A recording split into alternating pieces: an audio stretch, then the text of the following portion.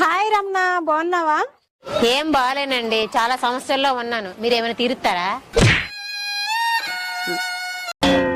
Okay Google, నేను చీపిరి పట్టకుండా ఇల్లంతా క్లీన్ అవ్వాలి కదా, ఎట్లా? నీ మొగుడి చేతికి చీపురు ఇవ్వు. అయితే చూస్తున్నా, అన్ని అబ్జర్వ్ చేస్తున్నా. అప్పట్లో పెళ్లి కూతుర్లు అత్తారింటికి వెళ్ళినప్పుడు తెగ ఏడ్చేవారు కదా, ఇప్పుడేంటి డీసెంట్ గా ఏడుస్తున్నారు? అప్పట్లో మేకప్ కాస్ట్ తక్కువ అండి, అందుకే ఎక్కువ ఏడ్చేవాళ్ళు. ఇప్పుడు మేకప్ కాస్ట్ చాలా ఎక్కువ, అందుకే తక్కువ ఏడుస్తున్నారు. ఏవుకో పిత్తు కలుగుడేనా? ఏదో అన్నం మాడిందని చెప్పిన ఆయనతో మాత్రానికి ముఖం మార్చుకోవన్నా. అన్ని పట్టించుకుంటే కొంపల్లో ఎవ్వరు సంసారాలు చెయ్యరు, కొన్ని సదురుకపోవాలే. అందు గురించే బట్టలు చదువుకొని పోతానే మా అవ్వగారింటికి. నీ అక్క ఇదే మంచి ఛాన్స్.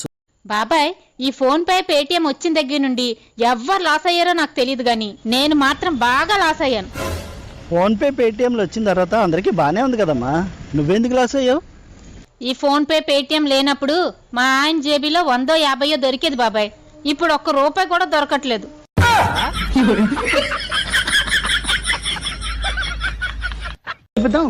నాన్నగారండి, నాకు చదువు అంటే ఇష్టం లేదండి, నేను చదువుకోను.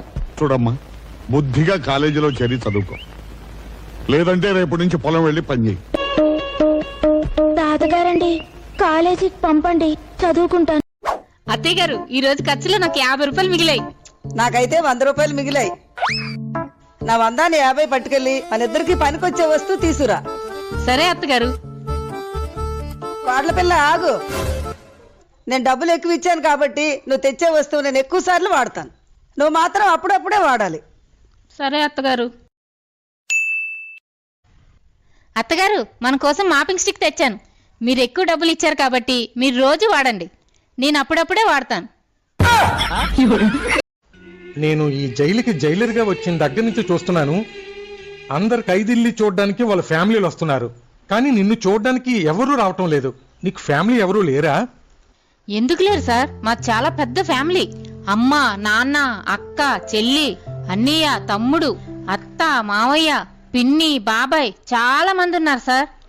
నీకంత పెద్ద ఫ్యామిలీయే ఉంటే నిన్ను చూడడానికి ఒక్కరు కూడా రావటం లేదేంటి? ఎలా వస్తారు సార్, వాళ్ళు కూడా నాలాగే వేరే వేరే జైల్లో ఉన్నారు. ఉదయం నుంచి కనబడట్లేదు, ఎక్కడికి వెళ్ళావు?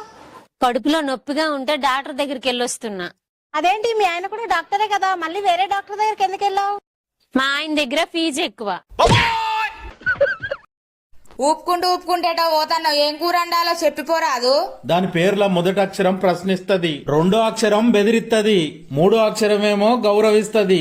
దాన్ని అండు. అన్ని అల్లిబిల్లి మాటలు మాట్లాడుతావు, ఏందో చక్కగా చెప్పిపో. మొగని గాయ గత్తర చేసుడైతే తెలుస్తుంది కదా. ఏహే చెప్పు. నిన్నగాక మొన్న తెచ్చిన కదా గడ్డ. ఓహో, క్యాబేజా? క్యాబేజే. ఇంట్లో గ్యాస్ అయిపోయింది. 20 రోజులకు ఒకసారి అయిపోతుంది అంటే గ్యాస్. నా ఒంట్లో ఏం ఎక్కించుకోవట్లే గ్యాస్, ఇంకేగా వండి పెడుతున్నా. మొగుడు ఆఫీస్కి వెళ్ళగానే చాలు ఇంట్లో ఏదేదో దొప్పుకొని వండుకొని తింటారు. ఇంటికి వచ్చే లోపు గిన్నెలని నాకేసి తుడిచేసి ఏం తెలియనట్టు ఇలా కూర్చుంటారు.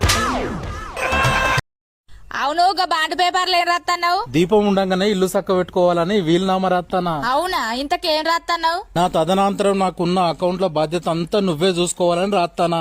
అబ్బా, బ్యాంకులలో లక్షలు సంపాదించి పెట్టినవేంది? ఓ పిచ్చిదానా, బ్యాంక్ అకౌంట్ కాదే, ఇన్స్టాగ్రామ్, ఫేస్బుక్, ట్విట్టర్, గూగుల్, నువ్వు చూసుకునే అకౌంట్లు ఇవ్వే. అమ్మా, బజార్కి వెళ్తున్నాను, నీకేమన్నా తెమ్మంటావా? బట్టలార పెట్టుకోవడానికి క్లిప్పులు లేవురా, క్లిప్పులు తీసుకురారా. నానా, మీకు కూడా ఏమన్నా తెమ్మంటారా? నానా, మామిడి పళ్ళు తీసుకురా. వస్తే నీకేం కావాలి?